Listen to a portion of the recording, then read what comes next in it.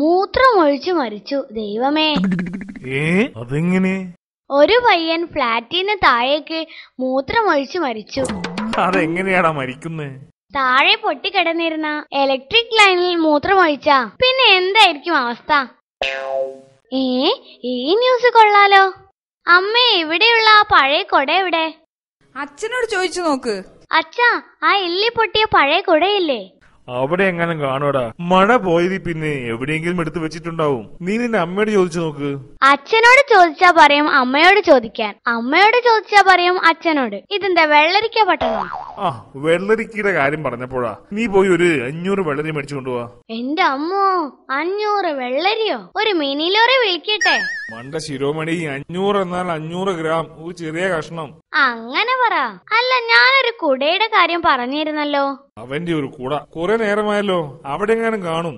ആ കുട മാത്രം പോരാ, ഇവിടെയുള്ള സകല കുടകളും ഇങ്ങോട്ട് പോരട്ടെ. നീ എന്താടാ കുടറിപ്പയർ തുടങ്ങിയോ? കുടറിപ്പയറോ? അതെന്ത് പയറാ? ഓ, കുട റിപ്പയർ. അല്ല അച്ഛാ, മൊത്തം അങ്ങോട്ട് മാറ്റി വാങ്ങാനാ. ഞാൻ തൃശ്ശൂരിലേക്ക് പോവാ.